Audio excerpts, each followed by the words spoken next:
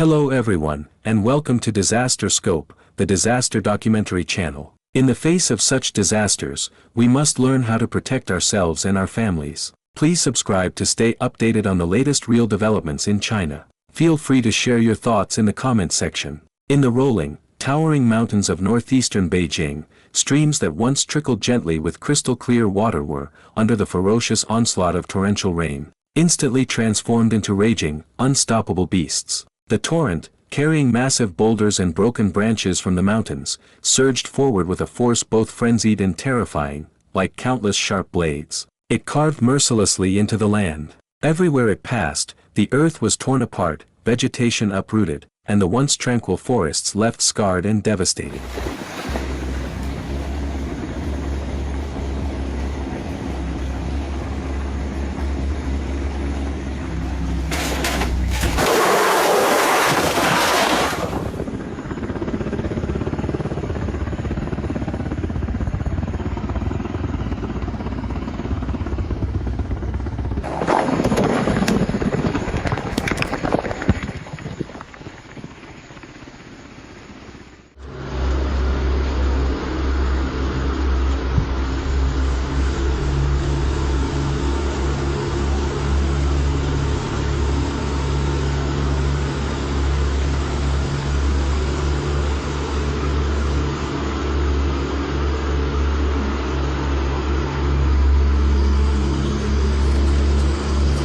Roads proved fragile in the face of this disaster. Once smooth asphalt now lay twisted and warped, with sections collapsed and massive cracks, like gaping, menacing wounds, stretching across the center. Bridges that had once been solid and unyielding, carrying countless vehicles and pedestrians, groaned under the relentless, crushing weight of the floodwaters, before finally collapsing with a thunderous crash. The broken bridge lay across the raging river, as if silently telling the story of this disaster's brutality. Entire villages, places like Mentujian and Fangshan, were mercilessly trapped by the flood, isolated like forgotten islands in the world. All around surged brown, turbulent floodwaters, thick with silt and debris, giving off a nauseating stench. Houses in the village stood waterlogged and on the verge of collapse, as mud and broken concrete mingled together, covering what had once been tidy streets and courtyards.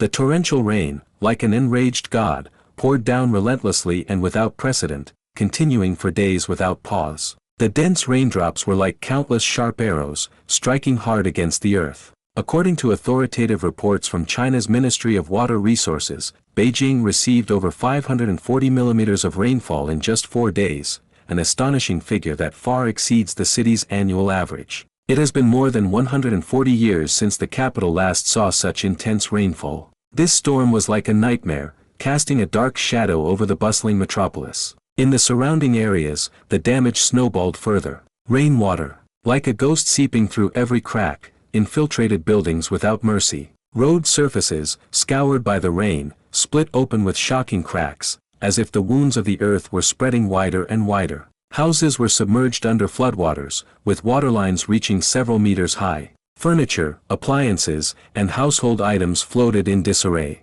Neighborhoods fell into darkness as power lines swayed violently in the wind, eventually snapping under the strain, sending out showers of sparks and ear-piercing cracks. More than 130 villages lost power, leaving tens of thousands of residents without light, without heat, and cut off from communication with the outside world, isolated as if forgotten by time.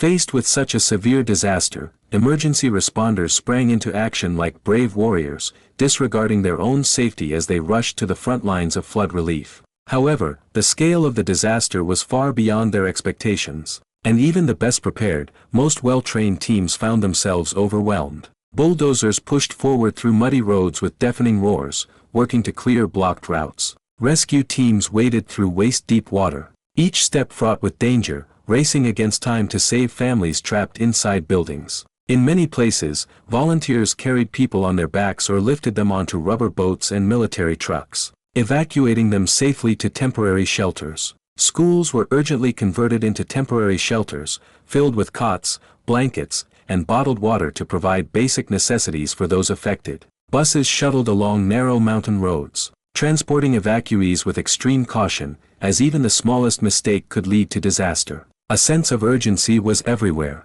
Every minute's delay could mean more lives at risk. In this battle against the floodwaters, time itself was life, and it was especially precious. In the suburbs of Beijing and across Hebei province, vast farmlands were completely swallowed, as if wiped away by an invisible giant hand.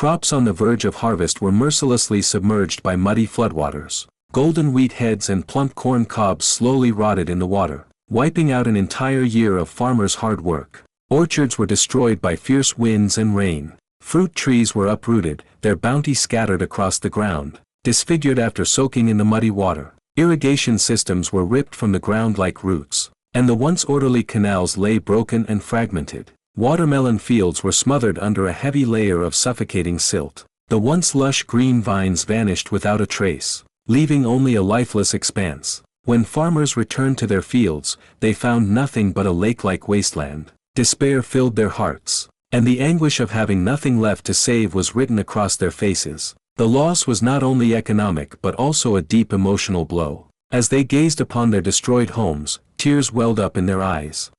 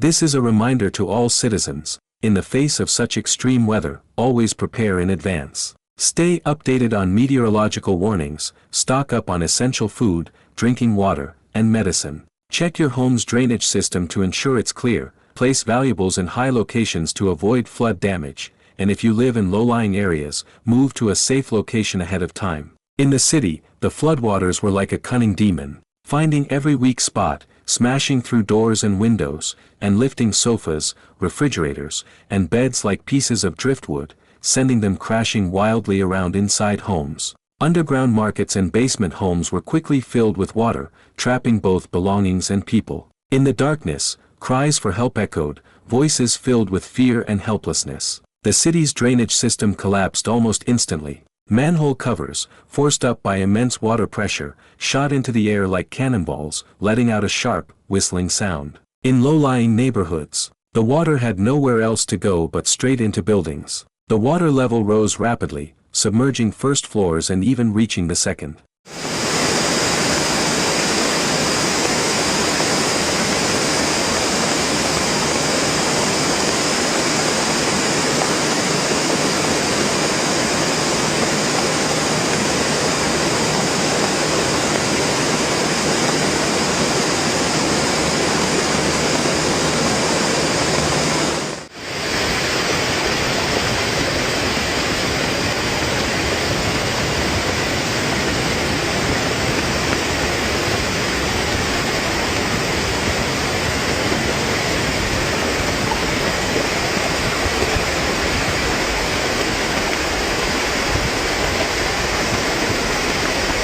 Beijing's largest Luyan reservoir has risen to its highest water level in a century, with flow rates exceeding 6,500 cubic meters per second. The surging current roared forward like a wild horse set free, unstoppable in its rush. Officials were forced to open the floodgates to prevent a catastrophic dam failure. Yet, while necessary, this action sent even more dangerous torrents rushing into downstream towns that were already saturated. Aging drainage channels and levees, long in disrepair, crumbled instantly under the pressure of the floodwaters. Years of silt buildup had already narrowed the waterways, and as the flow surged, their capacity collapsed entirely. The floodwaters, like a raging beast breaking through a dam, spread into roads, fields, and homes, turning everything in their path into a vast expanse of water. Bridges cracked open, highways turned into rivers, trains stopped running, and transportation ground to a halt. Supply trucks were forced off the roads, communication towers failed, and within days, the networks that sustained daily life were wiped out, plunging the city into chaos. Over 80,000 people were urgently evacuated, and the government quickly allocated 550 million yuan, about $76 million, for emergency relief. The military arrived on the scene immediately, reinforcing levees and airlifting stranded families, holding up a sky of hope for those affected by the disaster with their strong arms. But for many residents, help only arrived after the worst had already happened, leaving them to endure unbearable pain and fear alone in the midst of the disaster.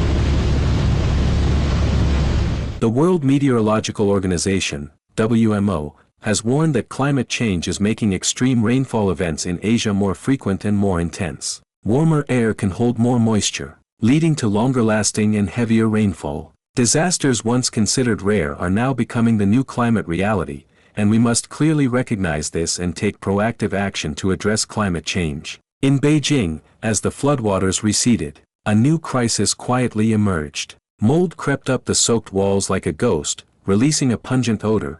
Electrical systems short-circuited, occasionally sparking and posing constant fire hazards. Streets were buried under thick, foul-smelling mud, making passage nearly impossible. Residents returning home found their belongings destroyed, floors cracked, and houses uninhabitable. They stood in their devastated homes, heartbroken and on the verge of tears. In some neighborhoods, the stench of decay filled the air, nauseating anyone nearby. Building foundations had shifted, sewage systems were overwhelmed, and repair crews worked day and night to clear the wreckage and restore the city's basic functions. Recovery was slow, and tensions began to rise. But amid the chaos, people came together, neighbors shared meals and offered each other comfort, volunteers brought supplies to aid those affected, local teams helped clear mud from schools and homes, allowing life to slowly return to normal. Communities began to rebuild, house by house. Though the process was difficult, hope remained strong in people's hearts.